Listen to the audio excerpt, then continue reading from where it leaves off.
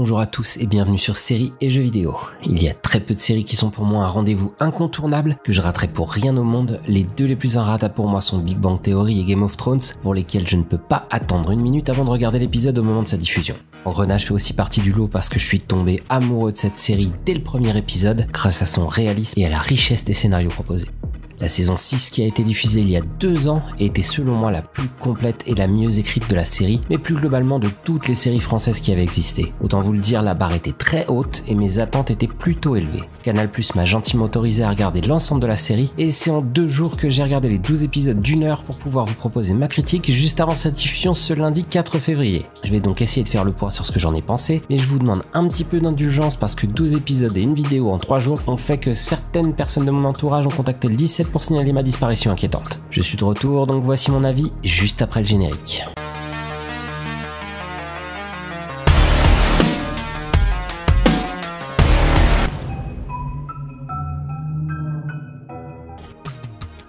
À chaque fois que ce générique commence, j'ai personnellement des frissons. D'abord de savoir que je vais retrouver l'équipe du 2e DPJ et aussi parce que je sais que je vais découvrir une ou plusieurs enquêtes qui auront un lien permanent avec la réalité. La réalité, c'est le vrai point fort d'Engrenage. Là où la plupart des séries policières cherchent à produire soit des enquêtes chocs, soit des renversements de situation d'une autre planète, Engrenage s'attache systématiquement à nous proposer une vision ultra réaliste du travail judiciaire. Évidemment inspiré des séries américaines que sont New York Unité Spéciale, New York Section Criminelle, on voit toutes les facettes de l'aventure judiciaire. Engrenage emprunte le même chemin, mais reste collé quoi qu'il arrive à cette justice française qui reste si spéciale aux yeux des autres polices du monde entier. Lorsqu'un policier américain fait un stage découverte dans notre belle police nationale, il est rapidement perdu. Les rapports avec les délinquants ne sont pas les mêmes, les échanges avec le public ne sont pas les mêmes, et la notion d'autorité publique n'est définitivement pas la même. L'équipe de tournage de la série Engrenage l'a rapidement compris et a réussi à rendre à l'écran une aventure aussi proche que possible de la réalité. Cette création originale Canal+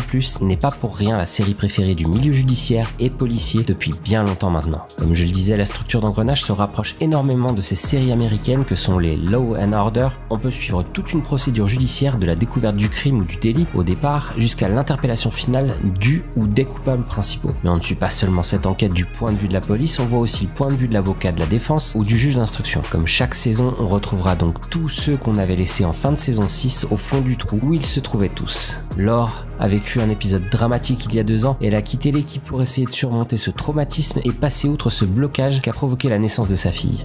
Gilou essaye de laisser cicatriser cette blessure qui a été cette séparation forcée avec celle qu'il voit comme la femme de sa vie. Tintin s'est lui aussi écarté de l'équipe après s'être senti trahi par cette aventure secrète entre Gilou et Laure. Joséphine est au fond du trou dans tous les sens du terme parce qu'après avoir essayé de tuer son violeur, elle est derrière les barreaux à des milliers de kilomètres de cette vie luxueuse qu'elle connaissait jusqu'à maintenant.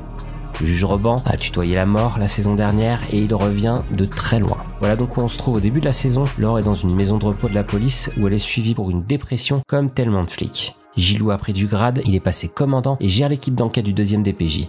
Joséphine est à la maison d'arrêt de Réau où elle va découvrir une nouvelle codétenue qui va lui faire vivre des moments difficiles et le juge Roban s'approche à grands pas de la retraite qui signifie pour lui la fin d'une époque et la petite mort. Cette saison 7 débute avec un événement dramatique qui va heurter tous les membres de l'équipe et resserrer les liens pour résoudre cette enquête qui va représenter bien plus que toutes les autres jusqu'à aujourd'hui.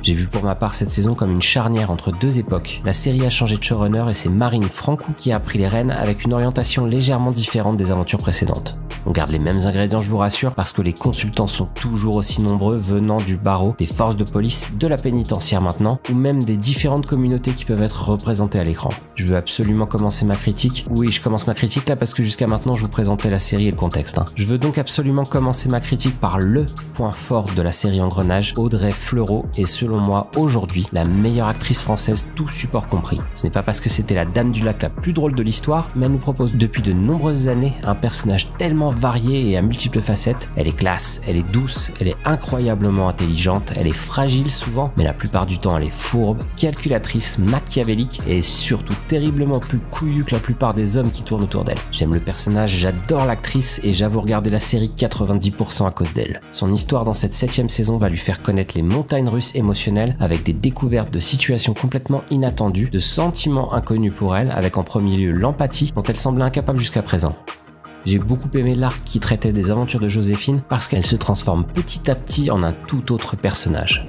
Mais ne vous inquiétez pas, elle a toujours dans sa manche des tours qui vont pousser les enquêteurs ou le juge Rebond dans leur dernier retranchement. Elle est celle que l'on aime détester, mais aussi celle qu'on apprend à chaque fois à aimer parce qu'on se rend compte qu'elle est peut-être récupérable. Pour le juge Rebond, je pense qu'il est le diapason de la série. Pour lui, le temps presse et cette enquête va devoir être résolue rapidement avant la date fatidique de la retraite qui approche à grands pas. Cette 7e saison va mettre au centre de l'intrigue l'argent. 3 affaires ont servi de support à l'équipe pour construire la trame principale du scénario, l'affaire du CO2 d'abord, puis l'affaire Virus qui mêlait le trafic de stupéfiants aux banquiers suisses et finalement l'affaire de la fièvre jaune qui se déroulait dans le milieu des grossistes chinois en Ile-de-France. Toutes ces affaires ont donc été mixées pour créer une affaire hybride qui va permettre au commissaire Beckrich de mettre en avant ses talents d'ancien de la brigade financière. À côté de ça, comme d'habitude, des ramifications politiques avec tout ce que ça implique de faiblesse institutionnelle pour éviter les tensions d'un côté et ne pas faire de vagues de l'autre.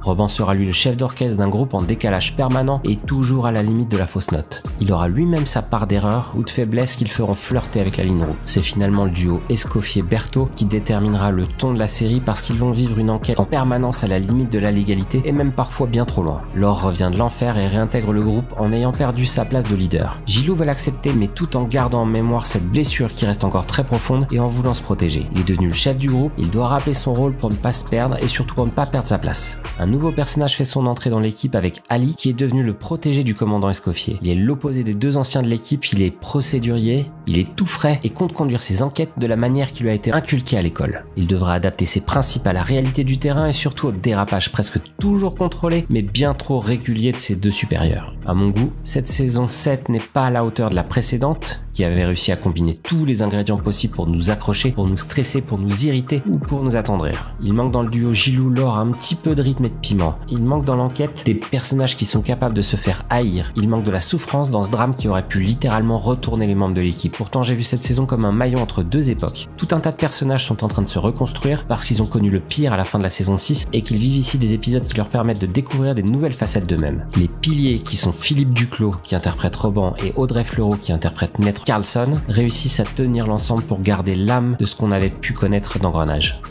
Je suis donc un peu en retrait par rapport à ce que j'ai pu voir dans la saison 6, mais je reste un grand fan de ce que peut nous proposer Engrenage parce que Canal+ réussit à produire une série policière qui nous accroche jusqu'à la dernière minute tout en gardant un lien permanent avec la réalité de l'univers judiciaire grâce à une équipe de consultants aussi complète que possible. Merci à tous d'avoir regardé la vidéo et surtout d'être restés jusqu'au bout. Comme d'habitude, n'hésitez pas pour commenter ce que j'ai pu dire si vous avez aimé et que vous voulez voir encore d'autres sujets, abonnez-vous. Si vous voulez être à la pointe, cliquez sur la cloche pour ne pas rater la moindre critique ou le moindre top que je peux vous imaginer. En tout cas, je vous remercie pour votre attention, c'est grâce à vous que j'ai autant de travail et que je peux accéder à autant de contenu. J'ai plusieurs projets en préparation, mais je vais justifier un peu la partie jeux vidéo du titre de ma chaîne parce que j'ai reçu de Capcom une version de Resident Evil 2 et je suis impatient de remettre la main sur une manette pour une autre raison que pour marquer des buts à PES. N'hésitez pas à partager si ma présentation vous a plu. Je vais vous laisser parce que je dois appeler le juge pour obtenir une commission rogatoire pour récupérer 1 ou 2 documents dans les locaux d'HBO au sujet d'un individu au teint pâle qui aurait un comportement suspect. En attendant, profitez bien, regardez des séries, jouez à volonté et je vous dis à très bientôt sur Séries et Jeux vidéo.